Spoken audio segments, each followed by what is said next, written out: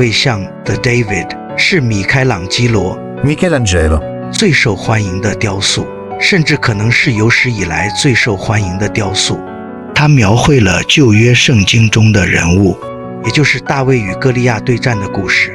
仅仅提出大卫像的壮观与细致，并不足以解释其作为杰作的地位，因为其他艺术品如贝尼尼的作品、海克力斯、米洛的维纳斯等也同样壮丽。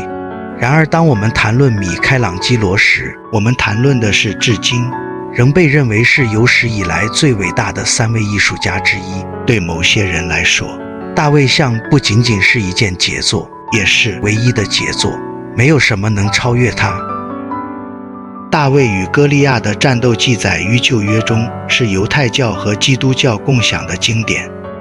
犹太人这个被天选的民族到达了应许之地以色列，并与非利士人发生冲突。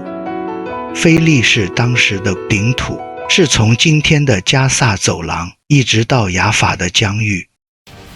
为了解决这场因土地而发生的争斗，非利士人提议犹太人与他们的最佳战士，一个名叫歌利亚的巨人进行一场单挑的决斗。若是输了，全族的族人就要为营方做勇士的奴隶。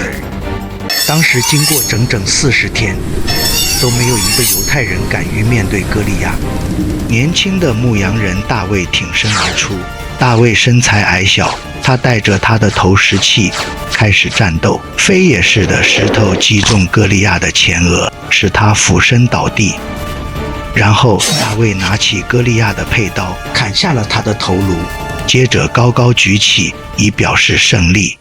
不同艺术家笔下的大卫，比如提香等艺术家也曾描绘大卫的故事。他们的画作通常描绘大卫在战斗后，脚下是歌利亚被斩首的尸体，剑和头颅则成为了标识故事背景不可或缺的元素。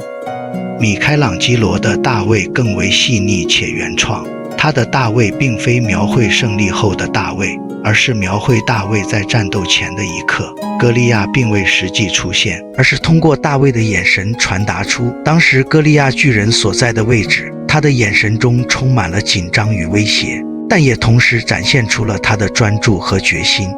另一个关键特征，大卫是完全裸体的。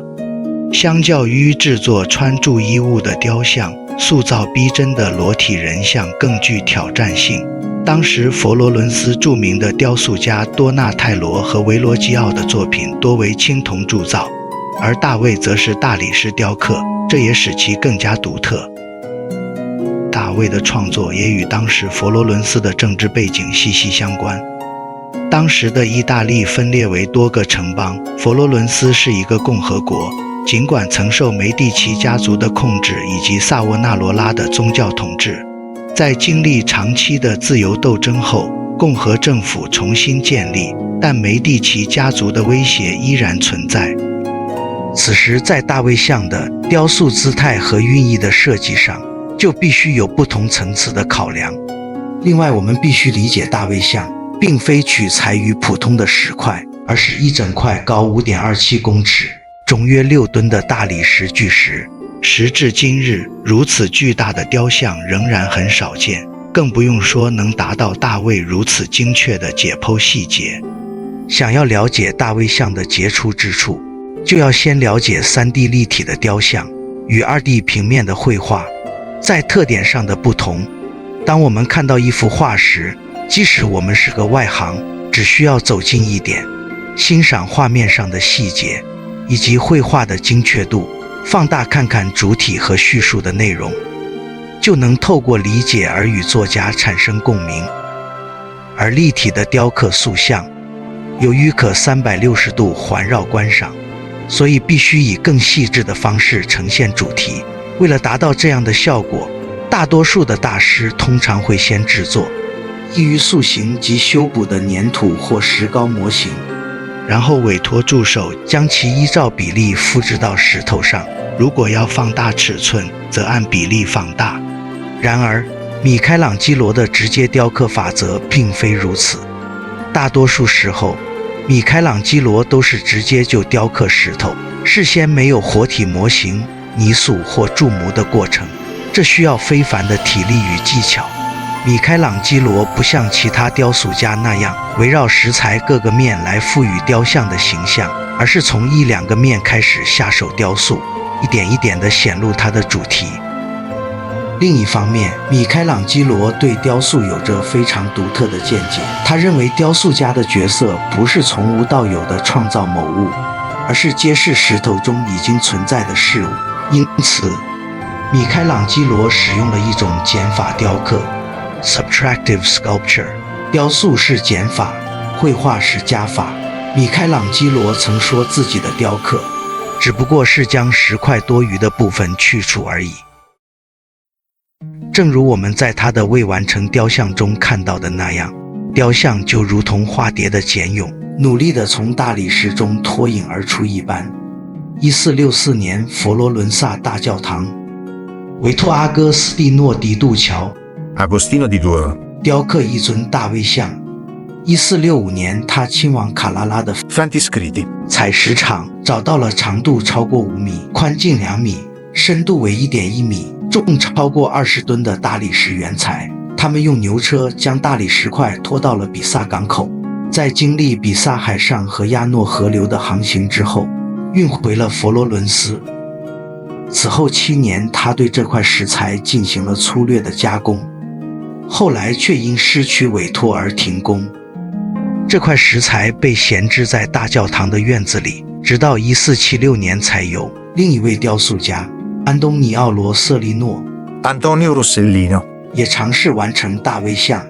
据他说，因为石头之前已经被另一位雕塑家粗略加工过，如果勉强雕成石像，会使得石像的背部扭曲，同时大理石的前侧在两腿之间被打穿，并且在大卫像现在的右臂和躯干之间开始出现裂痕。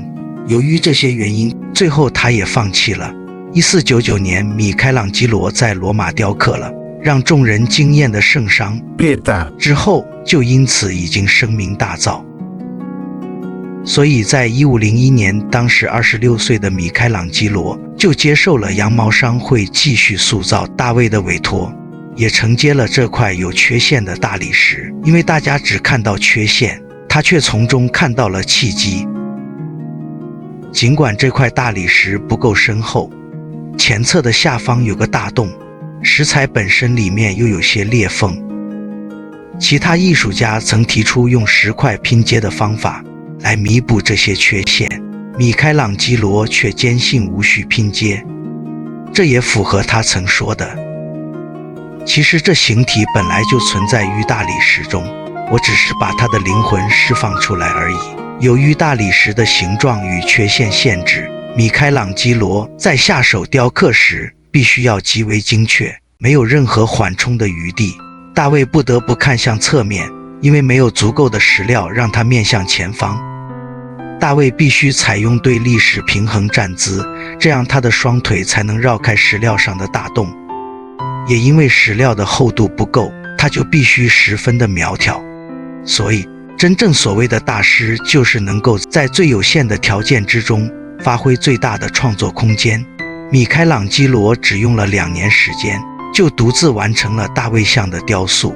作品完成之后，大卫站立的姿势呈现反 S 型，这样呈现的是古希腊时期常见的对立式平衡站姿。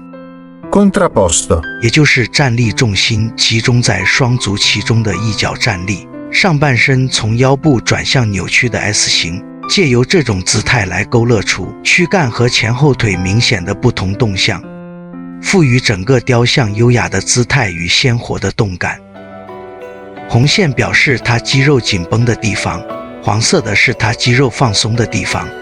大部分的重量都在一条腿上，另一条腿在前方，导致人物的臀部和肩部处于相反的倾斜，整个躯干呈现出静态中的动感，就好像大卫马上要转身开始战斗一般。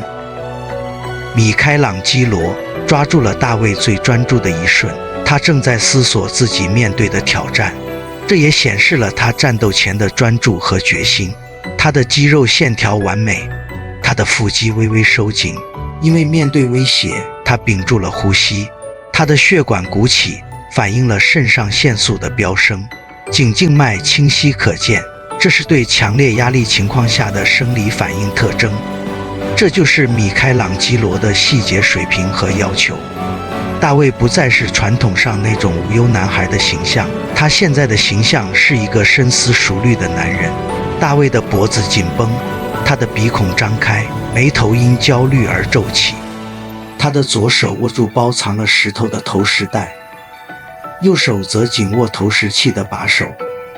投石带搭在他的左肩上，并且挂在他的背后，从他前方几乎不可察觉。这凸显了大卫的胜利来自于智慧。或许有人会问，为什么大卫的头部和2个手掌都大得异常？但米开朗基罗曾解剖过许多尸体，他比任何一个医生都更了解人类身体的构造，实在不可能犯下这种错误。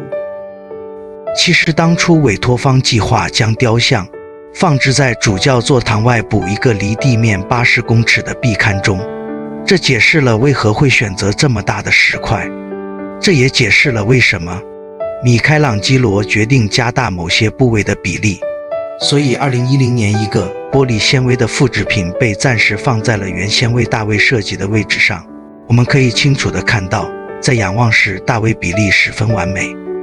在当时的圣经故事作品中，裸体并不常见，但文艺复兴时期是西方艺术中裸体的一个决定性时期。对古希腊和古罗马艺术的重新关注，将人体描绘引向文艺复兴时期艺术创新的最前沿。表现人体方面的成就成为了衡量艺术天分的标准。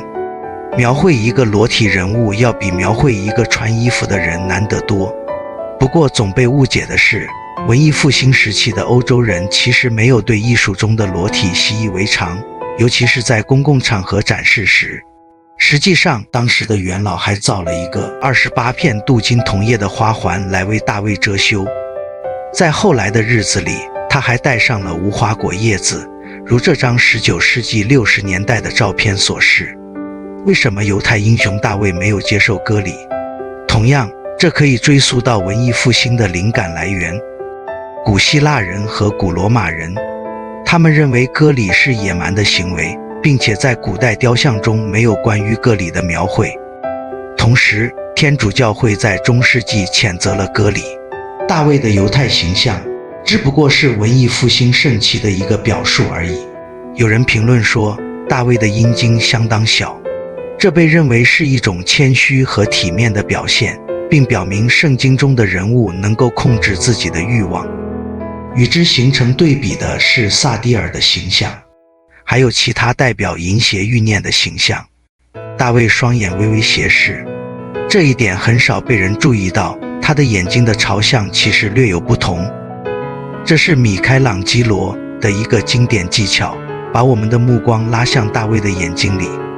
瞳孔被雕刻的中空，捕捉着不断变化的日光，使凝视更加动人心魄。米开朗基罗计算了每一个角度，并始终考虑到了观众的位置，种种细节精妙绝伦。从不浪费1分钟生命的米开朗基罗 Michelangelo 昼夜不停地创作大卫，孤身一人密不外宣。到了晚上，他还会在帽子上插上蜡烛。他很少吃饭，而当他终于睡觉时，也总穿着极少更换的衣服合衣而眠。1504年，他终于向大教堂委员会提交了他的巨作。他们对米开朗基罗的技艺感到震惊，并认为他太完美了，放在这么高的地方过于可惜。他们决心寻找一个更好的位置，并最终决定将雕像放置在佛罗伦斯的政治中心市政厅前的领主广场 Piazza della Signoria。今天他的复制品仍在那里。委员会的一名成员试图劝说他们把大卫放在一个不这么显眼的地方。这位是谁？莱奥纳多·达芬奇。 Leonardo da Vinci。正因为大卫是一尊真正的巨作，高近6米，重达6吨，40个人花了4天时间，总算将雕像从米开朗基罗的工作室搬到了800公尺之外的目的地。为表反抗，大卫被朝南向罗马安置，也就是麦迪奇大军败走的方向，就好像大卫正在说道：麦迪奇们，别再回来了。随后，米开朗基罗在现场进行了最后的修饰。起初，抛石带和树桩还被镀上了黄金。从这幅还原图中可以看出，大卫受到了佛罗伦斯人热烈的欢迎。意大利16世纪的历史学家乔尔·乔瓦萨里 Giorgio Vasari 曾经这么写道：看了这个作品，就无需再去看任何其他雕塑，甚至任何其他艺术家的作品了。1873年，大卫被移到学院美术馆 Accademia Gallery， 以保护它不再受环境的侵蚀与伤害。1910年，一个全尺寸的复制品被放置在广场上，用以取代真迹继续展出。遮羞的无花果叶最终被移除，人们总算能看到米开朗基罗原始的设计。任何雕像都有超越其最初利益的内涵。一个人的英雄对另一个人而言可能是压迫的象征。米开朗基罗创造了许多杰作，但他奇迹般地让一个牧羊人男孩成为了佛罗伦斯的实际化身，确实是他艺术生涯中的一个决定性时刻。他是一位炼金术士，把大理石炼成了血肉，并为雕塑带来了前所未有的心理上的洞察力和身体的真实感。1564年2月，他于罗马去世，88岁高龄时仍在工作，比他的艺术对手达芬奇和拉斐尔都要长寿。他被带回了佛罗伦斯，埋葬在圣十字教堂 Santa Croce， 由此前往他所创作的大卫，仅有7分钟的步行路程。在这里，大卫像至今仍屹立不摇，不但对历史做了永恒的见证，更向世人诉说着智慧、勇气与艺术创作的无限可能性。